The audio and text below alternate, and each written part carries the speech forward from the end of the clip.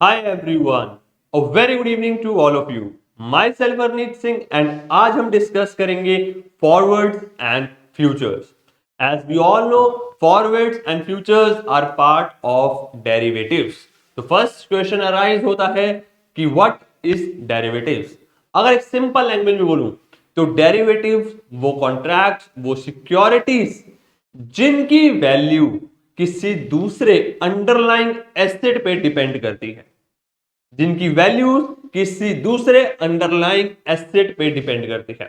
ठीक है, अब डेरिवेटिव्स के अंदर हमारे पास आते हैं forwards, futures, options and swaps.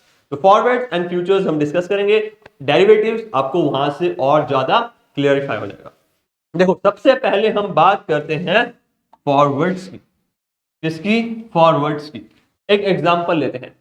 For example एक फार्मर है और फार्मर हमारा पोटैटोज को उगाता है। हर साल वो पोटैटोज उगाता है।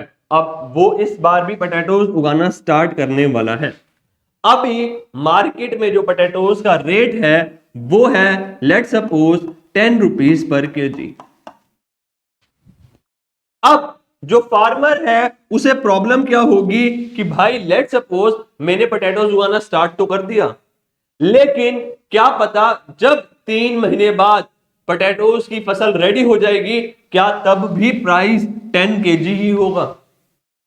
अगर प्राइस 10 रुपीज केजी से कम गया तो इस फार्मर को टेंशन है अभी कि उसे लॉस हो जाएगा। राइट? फॉर एग्जाम्पल मैं फार्मर हूं, अब मैं पोटैटोज उगाने जा रहा हूं। अभी पोटैटोज का रेट चल रहा है मार्केट में 10 रुपीज पर केजी। अब मुझे पता है मैं अगर आज फसल उगाऊंगा तो 3 महीने बाद मैं उस फसल को काट सकूंगा, ये निकाल सकूंगा पोटैटोज के केस में। अब मुझे टेंशन है कि क्या पता फ्यूचर में पोटैटोज का प्राइस ₹10 से ₹8 ना हो जाए, क्योंकि तब जो मेरे प्रॉफिट मार्जिन हैं वो डिक्रीज हो जाएंगे या फिर मेरे को लॉस हो जाएगा। राइट? ऐसे ही एक सेकंड सिनेरियो है, एक और पर्सन है, लेट सपोज हमारी एक फर्म है जो चिप्स बनाती है,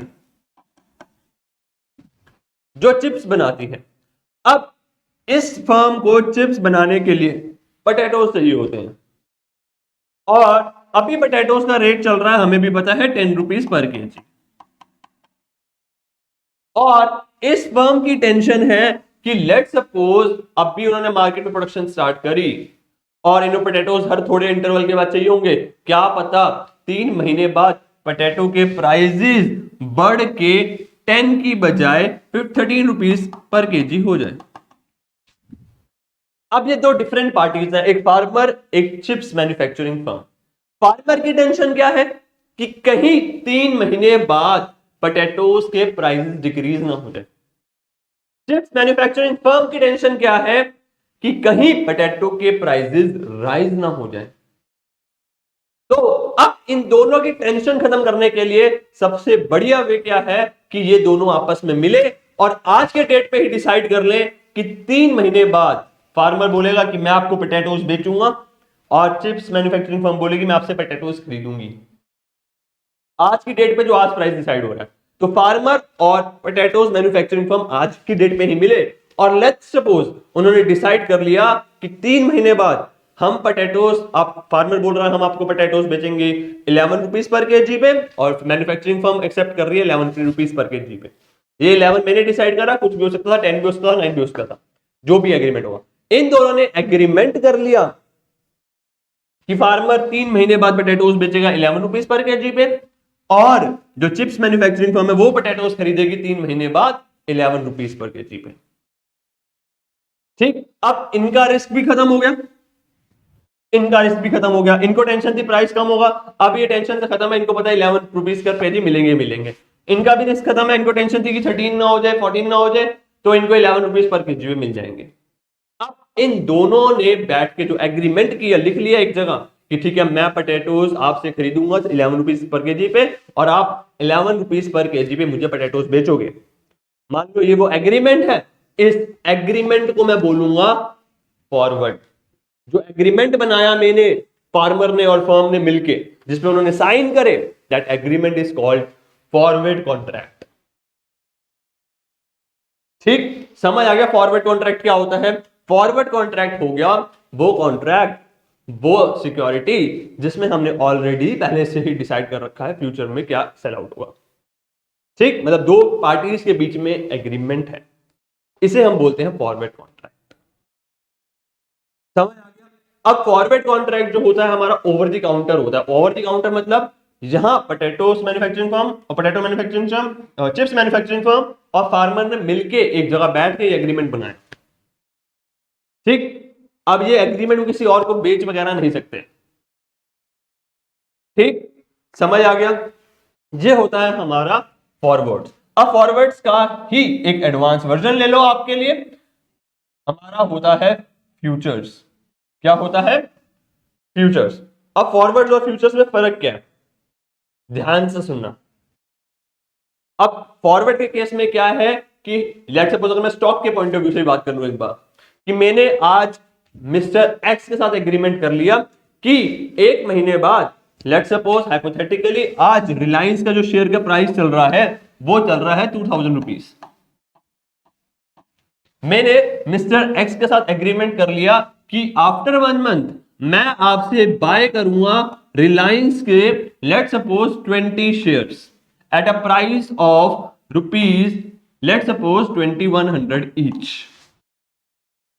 ये मैंने मिस्टर एक्स के साथ एग्रीमेंट किया, ये क्या हो गया मेरा फॉरवर्ड कॉन्ट्रैक्ट। अब फ्यूचर्स क्या होता है, मान लो ये मेरा पूरा का पूरा कस्टमाइज्ड एग्रीमेंट है ना, ये कस्टमाइज्ड एग्रीमेंट है उस फार्मर और उसके केस में भी, फैक्ट्री के केस में, चिप्स मैन्युफैक्चरिंग फर्म के केस में पूरा कस्टमाइज्ड एग्रीमेंट है ना। अगर कोई भी फ्यूचर फॉर्मेट कॉन्ट्रैक्ट्स हमारे स्टैंडर्डाइज्ड होंगे वो हमारे कहलाएंगे फ्यूचर्स। स्टैंडर्डाइज्ड होंगे मतलब सर, एग्जांपल से लेते हैं, जैसे स्टॉक एक्सचेंज में ऑलरेडी से कॉन्ट्रैक्टबल है कि आपको 250 शेयर्स, मतलब 250 शेयर्स लेट्स सपोज रिलायंस के आपको 21 जनवरी को, 21 या 25 जनवरी को इतने प्राइस पे आप खरीदोगे। मतलब ये कॉन्ट्रैक्ट ऑलरेडी बना हुआ है। अब वो स्टैंडर्डाइज्ड है, फिक्स्ड है, उसमें क्वांटिटी पहले से ही फिक्स्ड है, जो फ्यूचर प्राइस है पहले से ही फिक्स्ड है, जो मैच्योरिटी डेट है पहले से ही फिक्स्ड है। वो स्टैंडर्डाइज बने हुए हैं, हम उन्हें खरीद या बेच सकते हैं। मैंने वो कॉन्ट्रैक्ट खरीद लिया कि ठीक है मैं खरीदूंगा रिलायंस के शेयर्स आपसे स्टॉक एक्सचेंज में आके, उसे कहते हैं हम फ्यूचर्स। फॉरवर्ड के केस में क्या था, पूरा कॉन्ट्रैक्ट मेरे अकॉर्डिंग बना था कि मैं कितने शेयर्स खरीदना चाहता हूं, किस प्राइस पे खरीदूंगा, किस डेट को खरीदूंगा। फ्यूचर्स में क्या होता है, स्टॉक एक्सचेंज में पहले से ही कॉन्ट्रैक्ट्स बने हुए हैं, एग्रीमेंट्स बने हुए हैं, जिसपे हम खरीद या बेच सकते हैं कि ये एग्रीमेंट मैं खरीद लेता हूं, ये एग्रीमेंट मैं लेता हूं जिसमें ऑलरेडी लिखा हुआ है कि 250 शेयर्स है, क्वांटिटी स्टॉक एक्सचेंज ने डिसाइड करी हुई है, 250 शेयर्स है, इस प्राइस पे इस मैच्योरिटी डेट पे मिल जाएंगे आपको। मतलब जो पहले से बने हुए स्टैंडर्डाइज्ड कॉन्ट्रैक्ट्स होते हैं उन्हें हम बोलते हैं फ्यूचर्स। ठीक है, समझ आ गई? एक केस में कॉन्ट्रैक्ट मैं खुद बना रहा हूं, दूसरे केस में फ्यूचर्स में मैं कॉन्ट्रैक्ट ऑलरेडी बना हुआ है, उसे सिर्फ खरीद रहा हूं। मैंने कहा कि ये इस कॉन्ट्रैक्ट पे लिखा हुआ है कि जिसके बाद ये कॉन्ट्रैक्ट होगा वो 250 शेयर्स रिलायंस से खरीद पाएगा 2200 रुपीज पे 25 जनवरी को। मैंने इस कॉन्ट्रैक्ट को स्टॉक एक्सचेंज से ले लिया, लेट्स सपोज बाय कर लिया कि ठीक है मैं खरीद पाऊंगा, तो ये हमारा क्या हो गया, फ्यूचर्स कॉन्ट्रैक्ट। मतलब इस स्टॉक एक्सचेंज में लिस्ट है। अब ऑब्वियस सी बात है, जब मैं इसे खरीदूंगा तो ऑब्वियस सी बात है मेरे को कुछ ना कुछ अमाउंट पे करनी होगी, उसे हम बोलते हैं मार्जिन मनी। क्या बोलते हैं, मार्जिन मनी। समझ आ गया? फ्यूचर्स क्या होते हैं, एक बार इनके थोड़े से फीचर्स देख लें। फ्यूचर्स के देखो, जो फ्यूचर्स की वैल्यू होते हैं, जो प्राइस होते हैं, ऑलरेडी पहले से ही डिटरमाइंड होते हैं। अब इस कॉन्ट्रैक्ट की वैल्यू, मुझे एक बात बताओ, इस कॉन्ट्रैक्ट की वैल्यू किस पे डिपेंड करती हो, ये महंगा बिकेगा या सस्ता बिकेगा? ये कॉन्ट्रैक्ट मान लो मैं किसी और को दे दूं कि आप खरीद ले रहा हूं मेरी जगह 2100 में, ये किस पे डिटरमाइंड होगा? एक एग्जांपल ले लेते हैं, लेट्स सपोज रिलायंस का शेयर अभी चल रहा है 2000 रुपीज का। इस कॉन्ट्रैक्ट के अंदर हम 25 जैन को 2200 का रिलायंस का शेयर खरीद सकते हैं। इस कॉन्ट्रैक्ट के अकॉर्डिंग 2200 का खरीद सकते हैं, यही डिस्कशन हुई।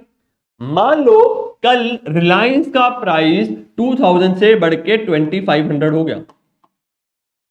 अब ऑब्वियस सी बात हो गई, जिसके पास ये कॉन्ट्रैक्ट होगा वो 25 जैन को जाके 2200 का शेयर खरीद सकता है। तो होगा क्या, जब प्राइस 2500 होगा उससे होगा क्या, इस कॉन्ट्रैक्ट की वैल्यू बढ़ जाएगी। जिसके पास ये कॉन्ट्रैक्ट होगा वो महंगे में कॉन्ट्रैक्ट बेचेगा, राइट, क्योंकि उसके पास अभी राइट है कि 25 जनवरी को सस्ते दामों में मार्केट से चीप पे रिलायंस के शेयर्स परचेज कर सकता है। ठीक, तो जो कॉन्ट्रैक्ट है, ये जो फ्यूचर्स है, इसकी वैल्यू डिपेंड किस पे करेगी, एक्चुअल में रिलायंस का प्राइस कितना है। अगर रिलायंस का प्राइस और बढ़ेगा तो इसकी वैल्यू बढ़ जाएगी। ठीक, समय आ गया। अब फिर से रिवाइज करा दूं, फ्यूचर्स में हमारे ऑलरेडी नंबर ऑफ क्वांटिटी और नंबर ऑफ क्वांटिटी रहेगी, अमाउंट रहेगी, वो ऑलरेडी से ही प्री डिटरमाइंड होगी। ये स्टॉक एक्सचेंज में खरीदे और बेचे जाते हैं कॉन्ट्रैक्ट्स, तो इन्हें फ्यूचर्स कहते हैं। जो खुद के कस्टमाइज्ड होते हैं, ओवर द काउंटर्स होते हैं, दैट इज फॉरवर्ड। समझ आ गया? So that's all for today. Bye bye, take care, have a nice day.